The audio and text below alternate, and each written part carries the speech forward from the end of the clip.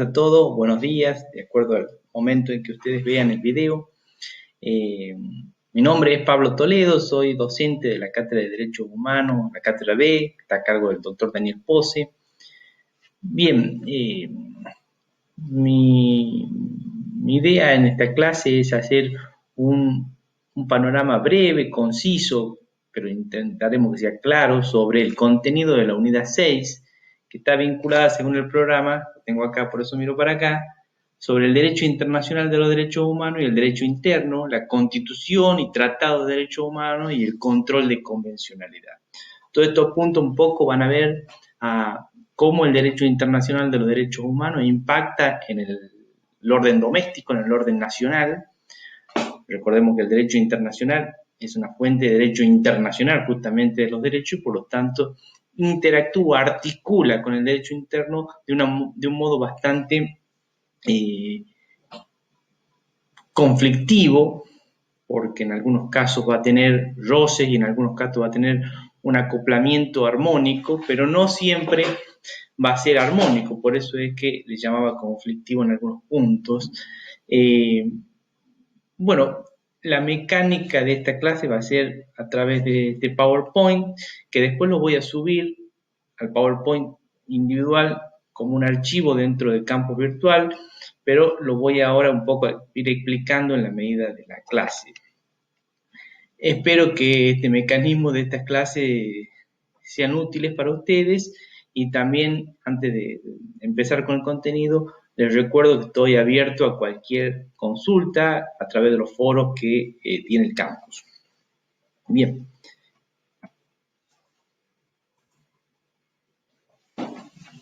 Van a ver que cuando hablamos del impacto del derecho internacional de los derechos humanos sobre el orden local, sobre el derecho nacional, van a poder percibir cómo ha impactado y generado transformaciones en las relaciones entre el fortalecimiento de los derechos humanos y el cambio de paradigma en el propio derecho nacional. Esto está muy vinculado a cómo opera, cómo se aplica, cómo se interpreta el derecho en el orden nacional en función del derecho internacional, en función de los fallos de los organismos internacionales de derechos humanos y cómo eso también ha ido no solamente modificando normas concretas, sino a veces mecanismos interpretativos de esas normas que tienen un sentido mucho más profundo y mucho más agudo de esas cuestiones. Voy a poner a ver la pantalla completa. El modelo tradicional de justicia, un poco para ir viendo cómo el derecho internacional impacta y transforma el derecho local, en el modelo tradicional ustedes veían que la Constitución Nacional no tenía una fuerza real, sino que era más bien un texto programático, es decir, que no tenía aplicación concreta, sino que eran aspiraciones de deseo, poesía, de algún modo. Lo que tenían fuerza eran las leyes, sobre todo los textos codificados, era ahí donde se radicaba la legitimación del Estado jurídico y del Estado legal de derecho. El método de interpretación comúnmente de aplicable era el método subsuntivo, el juez era la boca inanimada, la ley no debía interpretarla según ya un paradigma propio de la Revolución Francesa, de la codificación francesa más bien, vinculada a que cuando el supuesto de hechos es aprendido por el presupuesto de la norma, se aplica la consecuencia jurídica de la norma y el juez no tiene que interpretar la norma, sino que tiene que aplicarla en función de la subsunción del hecho en la norma, en la premisa de la norma. Las formas imponían mucho sobre la justicia, ustedes van a ver todavía resabios de una justicia burocrática, formalista, formulista de algún modo, que pone el acento muchas veces en ese formalismo por sobre la tutela de los derechos y la vigencia de los derechos en el orden judicial. Otro elemento descriptivo de esta situación es el control de constitucionalidad. Tenía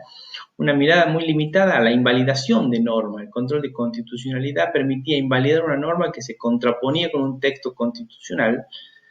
pero simplemente con esa única función y en casos muy extremos. Todavía se dice que la última ratio. Y se consideraba el derecho como una ciencia objetiva, como algo como una especie de matemáticas que pretendía tener coherencia, y vamos a ver cómo esto se empieza a tornar mucho más difícil. Respecto del nacimiento de los derechos humanos, voy a ir un poquito, no voy a detenerme tanto en esta filmina o en esta plantilla del PowerPoint. Se destacan las revoluciones históricas, la Revolución Francesa básicamente, que reclama un derecho a la persona humana, más allá del limitado concepto de persona humana que comprendía esa revolución, pero por el hecho de ser persona. Después vienen también como un hecho histórico relevante para el nacimiento del derecho internacional de los derechos humanos, los desplazamientos que Hannah Arendt explica muy bien en sus textos, el fenómeno de los apátridas y el vínculo nacional en crisis como un mecanismo para el reconocimiento de derechos, y lo que realmente provoca el nacimiento del derecho internacional es la Segunda Guerra Mundial, las atrocidades sucedidas en el marco de la Segunda Guerra Mundial, particularmente respecto de los países del eje, y que generan toda una preocupación internacional sobre cómo los propios estados trataban o el trato que ellos dispensaban a sus propios nacionales. Se puso en crisis, como dijimos, el vínculo nacional como una garantía de vigencia de los derechos más elementales de la persona humana.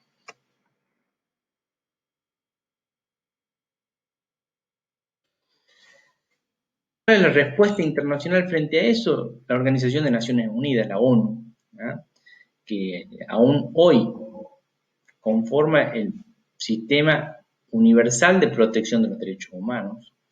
Ya en la Carta de Naciones Unidas del año 1945, año en que finaliza la Segunda Guerra Mundial, hay una referencia clara y concreta a los derechos humanos. El tratamiento de la persona humana pasa a ser una cuestión internacional, es decir, deja de ser una cuestión que incumbía exclusivamente a los estados en su ámbito interno, en función de su soberanía, sino que de algún modo permite que la comunidad internacional se interiorice y se preocupe por cómo se respetan y cuán vigentes están los derechos humanos en ese escenario. Los derechos humanos forman parte de la dignidad humana, por supuesto, se institucionaliza, deviene una comunidad internacional a través de esta Organización de Naciones Unidas. Y así aparece el derecho internacional de los derechos humanos como un elemento que empieza a permear en el derecho interno a través de una serie, sobre todo, de tratados. Las fuentes de derecho internacional de derechos humanos son muchas, pero la fuente que sin duda alguna mayor proliferación tuvo a partir de la Segunda Guerra Mundial es los tratados, los instrumentos internacionales de derechos humanos. ¿Qué características tienen nuestros tratados? Son como principal característica que son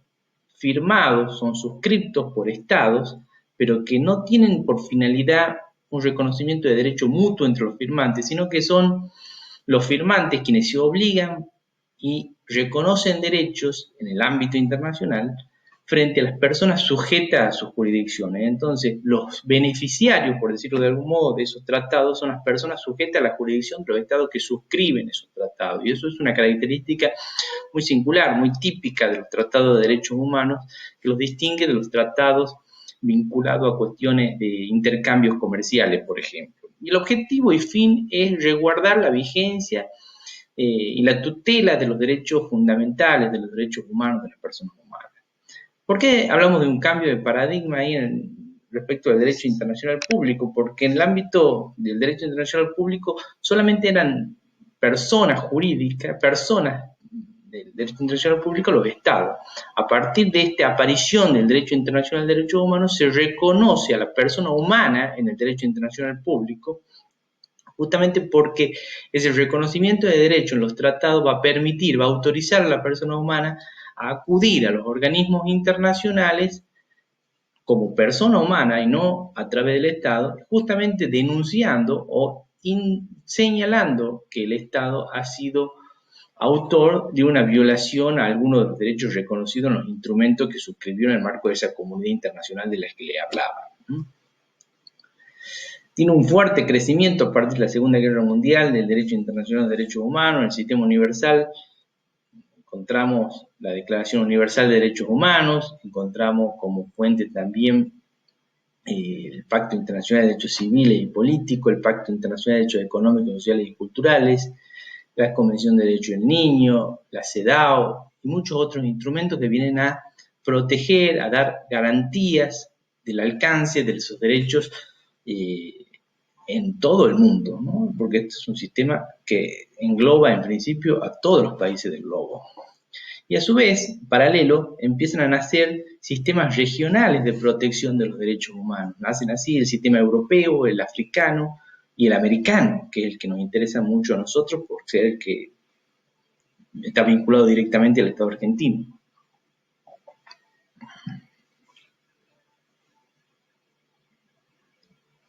Vamos a ir a poner un poquito pantalla completa. En cuanto a cuáles son las obligaciones que surgen de los tratados internacionales de derechos humanos, una postura clásica ya superada hablaba de derechos de primera generación, segunda generación, tercera generación. Hoy por hoy ya no existe duda de que la distinción que se puede hacer dentro de las obligaciones es de respetar los derechos, que implica una postura abstencionista del Estado, es decir, no inmiscuirse, no a tomar acciones que impliquen la vulneración de los derechos, por ejemplo, no afectar la libertad arbitrariamente, no afectar el derecho a la propiedad. Cuando un Estado puede confiscar, por ejemplo, un bien, no debe hacerlo. Otra obligación o otra naturaleza de esas obligaciones es la de garantizar, como un vocablo que busca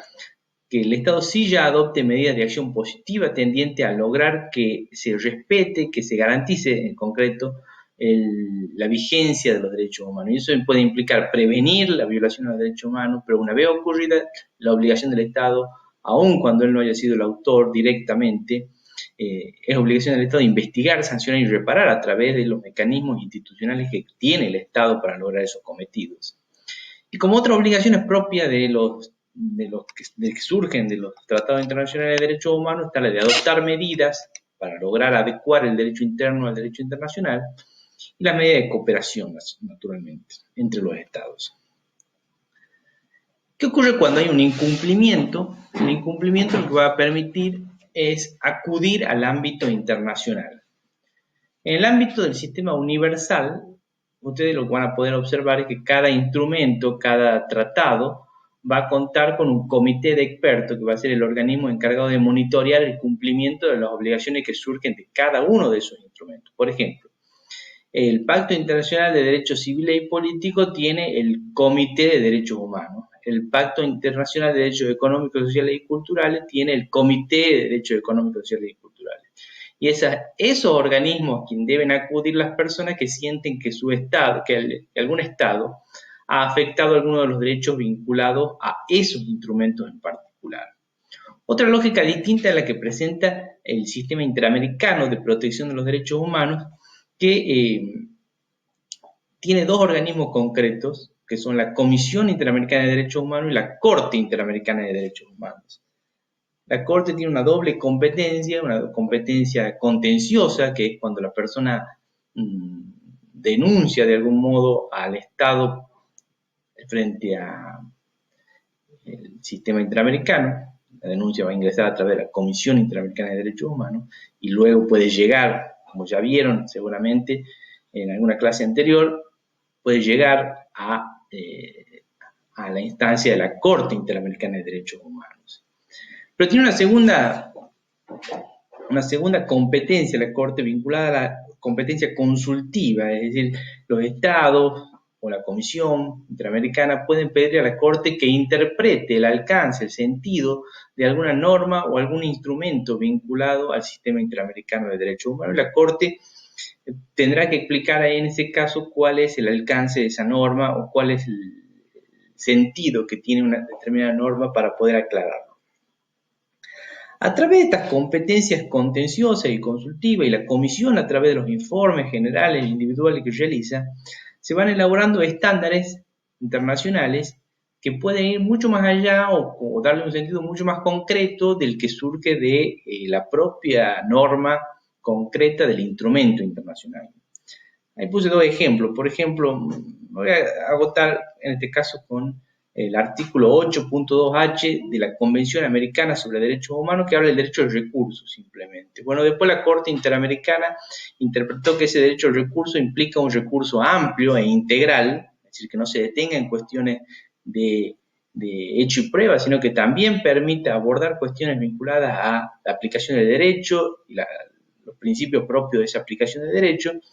Y además habló de como un estándar internacional adicional del doble conforme, es decir, el derecho al recurso es de la persona que está acusada y por lo tanto ante una sentencia absolutoria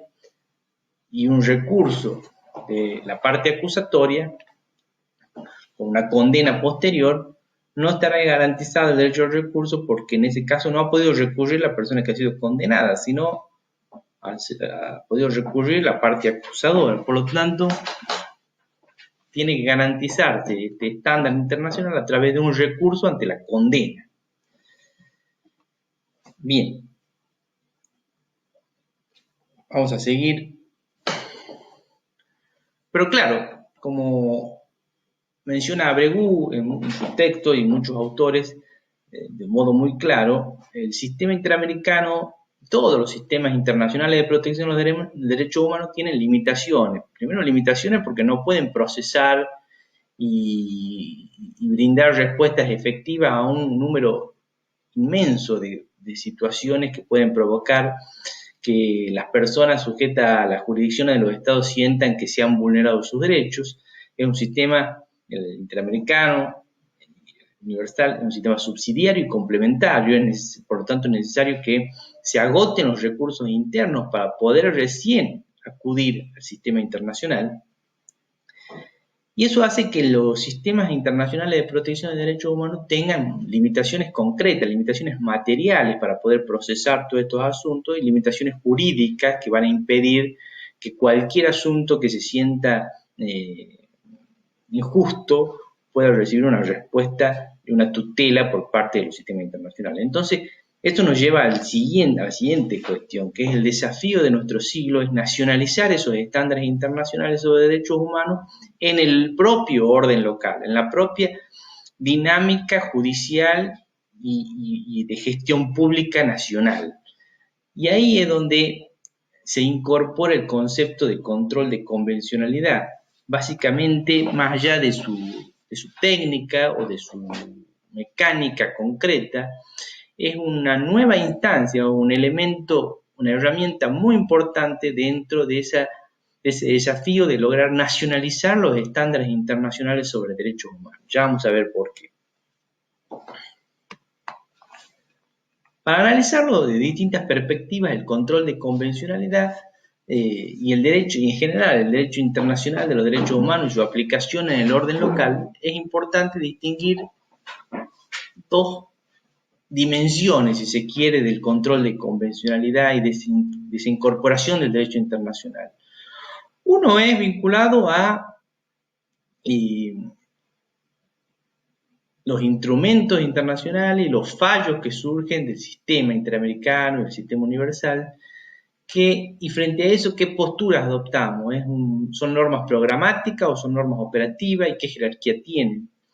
Y otra cuestión, otra dimensión es vinculada a los pronunciamientos de organismos internacionales contra Argentina, es decir, casos donde alguna persona sujeta a la jurisdicción argentina acude a un organismo internacional y ese organismo internacional condena al Estado argentino y le impone obligaciones fruto de esa condena. ¿Qué hay que hacer? ¿Hay que cumplir o no esa condena? Y ahí viene una posición negatoria y admisoria. En ambos temas ha existido en el orden nacional argentino fluctuaciones y casuísticas muy concretas que han permitido visualizar avances y luego retrocesos, avances, retrocesos. Es un camino zigzagueante que ha tenido la Argentina respecto de ambas dimensiones que vamos a intentar analizar de algún modo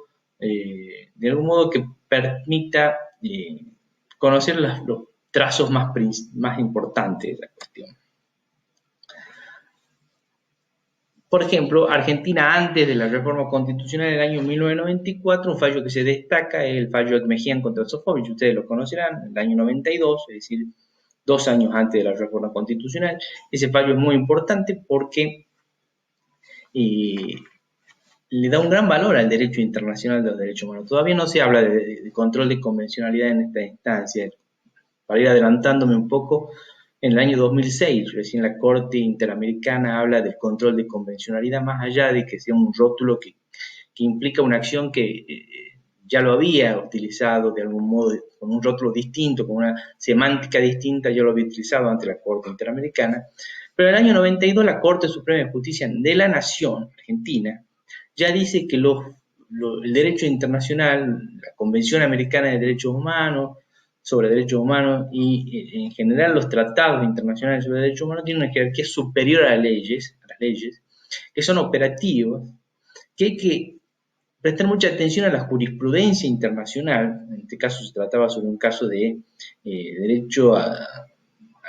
de respuesta y rectificación, es decir, derecho a réplica, y que hay que tener en cuenta la responsabilidad internacional del Estado al momento de razonar y fallar en función de ese derecho internacional de derechos humanos. Este es un paso muy adelante que tiene la judicatura argentina en función de aplicación de estándares internacionales de derechos humanos. No voy a detenerme en los otros fallos porque son más bien de menor importancia y como la idea es señalar las principales cuestiones porque después ustedes pueden profundizar sobre los otros fallos a través de una lectura en distintos textos. Luego viene la reforma constitucional del año 1994. Ahí van a ver que ustedes, que en el artículo 75, inciso 22, ya habla directamente de que los tratados y concordatos tienen jerarquía superior a las leyes, pero además menciona una serie de instrumentos que tienen jerarquía constitucional en las condiciones de su vigencia, dice, entre las que está un instrumento que a mí me interesa mucho que profundicemos, que es la Convención Americana sobre Derechos Humanos. Luego después, a través del mecanismo que prevé la propia Constitución, se trata de jerarquía posterior, jerarquía constitucional a otros instrumentos, a estos que están señalados aquí en la plantilla de PowerPoint. Después vienen varios fallos posteriores a la reforma del 94 que avanzan y retroceden en distintos sentidos. Bramajo y Chocobar son interesantes porque le dan valor de guía al menos a los pronunciamientos que emitía la Comisión Interamericana de Derechos Humanos, ya no la Corte Interamericana, sino la Comisión Interamericana de Derechos Humanos, más allá de los desajustes que implicaba esa aplicación, ese seguimiento de los informes de la Comisión, porque los interpretaban de un modo de restringir y limitar derechos en vez de reconocer derechos. Y hay otro caso que me quiero detener, que es el caso Cantos del 2003, de la Corte Suprema de Justicia de la Nación, que viene a raíz de una condena contra el Estado argentino. En este caso estaríamos en la dimensión vinculada a condenas contra el Estado argentino. En Cantos, la Corte Interamericana había condenado al Estado argentino y le había dicho de que, entre otras cuestiones, señalaba la necesidad de reducir los honorarios de los abogados que habían intervenido en el proceso interno en la Argentina. Y la Corte Suprema, si bien manifiesta su predisposición de cumplir el fallo de la Corte Interamericana, señala que en el fallo Cantos que reducir esos honorarios de otros profesionales era imposible porque se trataban de personas que habían intervenido en el proceso local pero no en el proceso internacional. Entonces ahí hay como una primera postura de la Corte Suprema de Justicia de la Nación a restringir o a limitar el cumplimiento de los pronunciamientos de la Corte Interamericana en el orden local. Después viene una etapa de consolidación del derecho internacional de los derechos humanos en la jurisprudencia de la Corte Suprema de Justicia de la Nación, es importante, básicamente la década del 2000 al 2012, 2011, sobre todo hay muchos fallos vinculados en donde hay una corte integrada en donde se hace un adecuado y un profundo empleo de las herramientas del derecho internacional de los derechos humanos para el reconocimiento de derechos. En Arancibia Clavel, Simón y Macedo son vinculados a cuestiones de lesa humanidad, Campodónico de Bebacua y Asociación Becalencia, cuestiones de derecho a la salud, Badaro, derecho previsional, Misiones Platense, Editorial Río Negro, Editorial Perfil, vinculado a la libertad de expresión, Berbigi sobre las condiciones carcelarias. Acosta y Arriola lo menciono porque si bien son de temas distintos, ambos hacen referencia y aplican el principio pro persona o principio pro homine, como se solía denominar, para reconocer derechos. Miñones está vinculado al derecho al voto de las personas privadas de su libertad sin sentencia firme de condena, y Urteaga al derecho a la verdad. Son algunos de los fallos donde la Corte Suprema de Justicia de la Nación emplea argumentos y elementos del derecho internacional de derechos humanos para darle sostén a sus decisiones judiciales en muchos casos.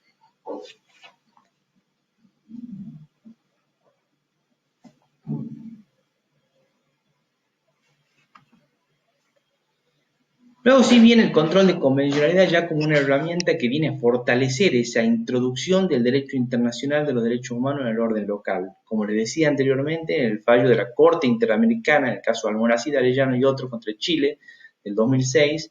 ya le ordena a los jueces de los estados que realicen un control de una especie de control de convencionalidad que permita de algún modo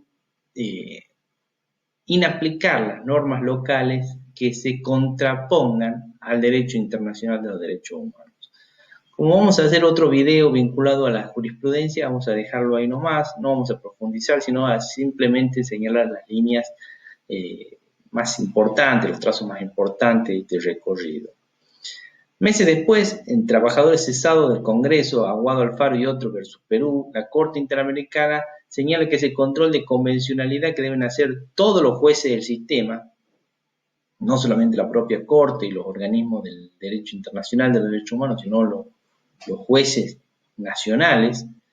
es decir, los jueces provinciales en Argentina y los jueces federales también, todos deben hacer el control de convencionalidad y en este caso dice de oficio, ¿no? Vamos a profundizar después, en todo caso, los alcances de este control de convencionalidad. Luego, en el fallo Hellman versus Uruguay, hay dos fallos, pero como principal característica, en el año 2011, la Corte Interamericana señala que ese control de convencionalidad deben hacerlo no solamente los jueces, sino todos los organismos que forman parte del Estado y que tienen que llevar adelante la interpretación y aplicar y establecer el alcance de una norma, tienen que hacerlo a través de una perspectiva que implica un control de convencionalidad. Un ejemplo de eso podríamos decir que, por ejemplo, el poder legislativo, en el caso concreto de Hellman era justamente el poder legislativo, cuando dicta leyes y cuando tiene que realizar un control de convencionalidad previo para ver si esa norma que está por dictar es compatible con los estándares y los principios del derecho internacional de derechos humanos. En el año 2013, la Corte Interamericana, ante el incumplimiento, dicta un nuevo fallo vinculado a Hellman contra Uruguay, en donde también habla de, entre muchas otras cuestiones, un fallo muy interesante, pero habla también de que el control de constitucionalidad y convencionalidad deben de hacerse de una manera conjunta, de modo que funcionen de forma sincrónica y complementaria los principios constitucionales y convencionales. Y en la opinión consultiva 21/14 habla directamente de que ese control de convencionalidad también debe realizarse en función de los estándares que surgen de las opiniones consultivas. Como les decía, la Corte tiene una competencia contenciosa y consultiva. La consultiva también va a provocar, a permitir que surjan estándares internacionales que de algún modo precisen o establezcan el alcance y el sentido de lo que surge de las normas, a través de los fallos, de estos pronunciamientos, de los organismos internacionales del sistema interamericano, como son la Comisión Interamericana y la Corte Interamericana. El control de convenciones en Argentina nos lleva a dos cuestiones, a una cuestión concreta, que es cómo se ha ido introduciendo en los fallos de la Corte Suprema de Justicia de la Nación este control de convencionalidad. El primer fallo es el fallo Maceo, que habla del control de convencionalidad. En el fallo del 2010, el caso Videla, la Corte ya habla del control de convencionalidad de oficio, y esto se ve con mucha más claridad y nitidez en el caso de Rodríguez Pereira del año 2012, que también lo vamos a analizar en otro video vinculado a la jurisprudencia. Respecto al alcance en relación a los instrumentos del control de convencionalidad, no se limita a la Convención Americana sobre Derechos Humanos, sino que, por ejemplo, en el caso de la masacre de las 2R versus Guatemala, habla de la Convención de Belén do Pará como un elemento que también, un instrumento que también va a permitir realizar un control de convencionalidad sobre el orden local. Respecto de su rol, el control de convencionalidad, aquí viene una cuestión que marca un cambio de paradigma también en el caso Radilla Pacheco contra México el año 2009. Señala que el control de convencionalidad no tiene que tener solamente una función represiva, es decir, inaplicar la norma para que se imponga el estándar internacional, sino también y principalmente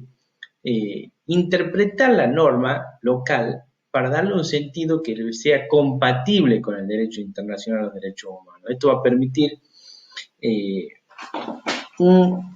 rol constructivo, de algún modo, del derecho internacional que reformula o permite darle un sentido y un alcance específico a la norma local para que ese alcance y ese sentido sí sea compatible, sale de la textualidad de la norma y permite darle un alcance que sí sea compatible con los estándares internacionales de derechos humanos. En relación al órgano ya lo vimos, no solamente el Poder Judicial, sino todas las estructuras del Poder Público tienen que llevar adelante este control de convencionalidad en la aplicación de las normas. Y ahora nos vamos a introducir en otra cuestión vinculada al cumplimiento de los pronunciamientos internacionales cuando esos pronunciamientos internacionales condenan específicamente a la Argentina. El artículo 68.1 de la Convención habla de que los Estados parte de la Convención se comprometen a cumplir la decisión de la Corte en todo caso en que sean partes. Y en este tema la Corte Argentina siempre tuvo una actitud muy respetuosa con el cumplimiento de los fallos de la Corte Interamericana.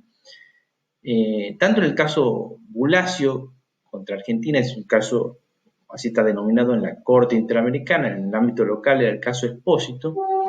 No voy a poder explicar los hechos, pero ha provocado que la Corte Suprema de Justicia deje sin efecto una sentencia que disponía la prescripción de la acción penal en contra de Expósito, un comisario, y reabra la causa porque una de las obligaciones que imponía la condena a la Argentina era investigar a los autores de esas graves violaciones a los derechos humanos para que sean eventualmente sancionados. Cosa parecida ocurrió en el caso Bueno Alves contra Argentina, que en el ámbito local, nacional, estaba caratulado como el caso Derecho, René Jesús, donde también se dejó sin efecto un sobreseimiento por prescripción. Y en el caso Mohamed, también la Corte Suprema de Justicia dio cumplimiento a un fallo de la Corte Interamericana, garantizando la doble instancia que imponía el doble conforme concretamente que imponía la dinámica judicial de un expediente penal donde había habido una absolución en primera instancia y una condena en segunda instancia, y si no se autorizaba un recurso frente a esa condena, no se garantizaba el derecho al recurso, como lo señalé respecto en el artículo 8.2h de la Convención Americana. Vuelvo aquí. También hay en la jurisprudencia nacional pronunciamientos vinculados al seguimiento, al cumplimiento de los informes de la Comisión Interamericana de Derechos Humanos. Ya no de la Corte Interamericana, en donde la Convención tiene un fallo, un artículo concreto que le impone a cumplir, sino de la Comisión Interamericana de los Informes. El caso Carranza-Latrubese, en el año 2013, la Corte Suprema de Justicia de la Nación ordena seguir el criterio que surgía de un informe de la Comisión y por lo tanto le da un valor especial, interesante, a estos pronunciamientos de la Comisión Interamericana. Ocurre algo parecido en el caso Arrillaga del año siguiente, del año 2014. ¿Qué pasa en el caso Ministerio de Relaciones Exteriores y Culto, Fontevecchia, de la Corte Suprema de Justicia de la Nación? En ese caso, la Corte, este es un caso, brevemente les cuento, es un juicio donde el expresidente Menem le hace un juicio civil a una editorial, a una revista concretamente, y termina ganando el juicio en la Corte Suprema de Justicia de la Nación, y por lo tanto se condena a una indemnización pecuniaria a la empresa demandada, que era una empresa de medios. Los periodistas involucrados van al sistema interamericano, la Corte interpreta que esa condena civil es violatoria del derecho a la libertad de expresión, regulada en el artículo 13 de la Convención Americana sobre Derechos Humanos, y dentro de la condena le impone al Estado argentino dejar sin efecto la condena civil contra esos periodistas y contra la revista en concreto. Y cuando llega esa sentencia de la Corte Interamericana a través del Ministerio de Relaciones Exteriores y Culto, la Corte Suprema se niega a dar cumplimiento a esa sentencia diciendo de que básicamente que el cumplimiento de la sentencia del sistema interamericano estaban condicionada a que se respete los principios de derecho público, conforme lo dice el artículo 27 de la Constitución Nacional, e interpretó que uno de esos principios es que la Corte Suprema de Justicia de la Nación es el tribunal de última instancia y por lo tanto inmodificable en sus decisiones que surge de la Constitución. La Corte Interamericana frente a eso hizo una nueva audiencia en donde profundiza la obligación de que los estados cumplan con la sentencia, porque así surge de la propia Convención Americana sobre Derechos Humanos, pero como una forma de morigerar el efecto y no entrar en una discusión absurda sobre fortaleza y fuerza retórica prácticamente, establece como una alternativa que se haga una anotación marginal dentro de la publicación del fallo en donde se establezca, en donde se consigne que ese fallo había sido considerado violatorio del derecho a la libertad de expresión por la Corte Interamericana. Y eso hizo efectivamente la Corte Suprema de Justicia de Tucumán, que tuvo de algún modo le puso un punto final a esa discusión entre la Corte Interamericana y la Corte Suprema, señalando como una anotación marginal de la publicación del fallo que ese fallo había tenido esa respuesta negativa en la Corte Interamericana. Bueno, hay quienes interpretan que este fallo es un retroceso en el control de convencionalidad. Para mí simplemente se trata, o sea, es un fallo con el que estoy absolutamente en desacuerdo, pero creo que hay que limitar sus efectos a interpretar que solamente ese criterio podría aplicarse o se aplica, según la propia jurisprudencia de la Corte, cuando se trata no de introducir los estándares internacionales del derecho internacional al orden local, sino cuando se trata de condenas contra el Estado argentino que dejan sin efecto pronunciamientos de la Corte Suprema de Justicia de la Nación, y podría agregarle incluso, porque así lo dice la jurisprudencia de la Corte, en casos civiles, porque en casos penales la Corte ha sido muy obediente al dejar sin efecto los sobreseimientos y reabrir investigaciones en función para lograr investigar, sancionar y condenar y sancionar a los responsables de violaciones de derechos humanos. Por lo tanto, como este es un caso civil, podríamos limitarlo a esa esfera. Más allá de eso, considero que el control de convencionalidad y la introducción del derecho internacional de los derechos humanos al orden local exhibe una línea de progreso marcada y cada vez más profunda, en donde los jueces cada vez más hacen uso de esa herramienta del derecho internacional de derechos humanos y hacen un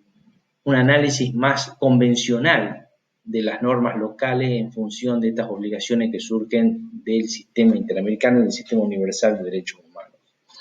El control de convencionalidad no debe hacerse solamente más allá de que su nacimiento formal obedezca a a un fallo de la Corte Interamericana de Derechos Humanos, soy un convencido de que ese control de convencionalidad excede el ámbito del sistema interamericano y implica una herramienta que debe emplearse no solamente para introducir al orden nacional los estándares del sistema interamericano, sino también los estándares que surgen del sistema universal de protección de derechos humanos, es decir, los estándares que surgen a través de los pronunciamientos de los comités de expertos propios de los instrumentos internacionales del sistema universal de protección de derechos humanos. Para ir cerrando, más allá de que después quedemos en contacto a través de los foros, este recorrido de algún modo expone la fortaleza del derecho internacional, como de ser un derecho que estaba pensado como algo programático, que no tenía fuerza real en la dinámica judicial argentina, hoy por hoy es una herramienta que interpela permanentemente al derecho, que exige que la Corte Suprema de Justicia elabore sus pronunciamientos en función de esos argumentos y esas razones que se brindan en el derecho internacional de derechos humanos, de la perspectiva en concreto que se brinda del derecho internacional de derechos humanos. Por eso me permito como señalar algunas transformaciones que se han visto de algún modo impulsadas por la introducción del derecho internacional de derechos humanos en el orden local. El constitucionalismo y los derechos humanos fortalecen los valores y los principios, es decir, ya no está la fuerza en la ley, sino en los principios constitucionales y convencionales que permiten una sobreinterpretación. En general son normas abiertas muchas veces que van a permitir que el operador jurídico le dé una precisión que puede ser distinta a la que le da en otro caso y por lo tanto hay una sobreinterpretación que puede ser muy beneficiosa para el funcionamiento del sistema. Hay una dimensión valorativa en esa sobreinterpretación, en esa interpretación mucho más amplia que puede hacer el juez. Hay subyace ciertos valores de justicia, de efectividad en los derechos, que no están tan condicionados a una norma local que les dé operatividad, sino a una lógica de razonamiento distinto. Hay un control de constitucionalidad fuerte que implica no que sea la última ratio y siempre y que simplemente permita anular un fallo, sino que permita analizar el derecho local en función de esos principios y estándares internacionales de derechos humanos. Ese es el verdadero control de convencionalidad que tiene vigencia y se concreta todos los días, en analizar el derecho desde un rol constructivo del control de convencionalidad, es decir, modificar el alcance que textualmente tiene una norma local y darle un sentido que permita, por supuesto, su texto, que sea compatible sí con el derecho internacional de los derechos humanos. La ponderación como un elemento que va a permitir no un sistema subsuntivo de aplicación del derecho, sino armonizar los principios y los valores en juego para lograr una solución justa en cada caso en función del contexto social, el contexto fáctico, de cada caso. El derecho no es lineal, no es sencillo, sino que es algo complejo, es moldeable y es flexible y es algo que está en construcción y que está en permanente dinamismo. Por lo tanto, no se puede cristalizar el derecho y pensar que en algún momento tenemos la solución a todo, sino que es algo que va a tener que adecuarse a cada paso que la sociedad lleve adelante para poder dar una respuesta eficiente frente a esa situación. El juez se transforma indiscutiblemente en un protagonista con mucho más poder dentro de esta lógica y esta dinámica del control de convencionalidad, más allá de los peligros de deslegitimación que puedan suceder cuando, siempre hay pronunciamientos que pueden gustarnos o no, y bueno, eso va a generar ciertas reacciones, por supuesto, sociales. Y finalmente, una cuestión que nos ocupa mucho a nosotros, que es la enseñanza del derecho que reclama una mirada mucho más pragmática, mucho más constitucionalista, si se quiere, mucho menos vinculada a el estudio del concreto de las normas, sino también una mirada más amplia y valorativa del derecho que permita ser el prisma a través del cual se lean y se analicen las normas jurídicas. Bueno, un poco esa es la clase que quería darle, que quería transmitirle, más allá de profundizar en algún otro video vinculado a esta unidad, algunas cuestiones puntuales. Por supuesto, quedan todos invitados a preguntar y a cuestionar cuestiones en los foros. Les dejo un saludo grande a todos y a todas y espero puedan seguir con estas clases y puedan seguir profundizando a través de las herramientas que les ponemos a disposición a través del campus. Un saludo grande.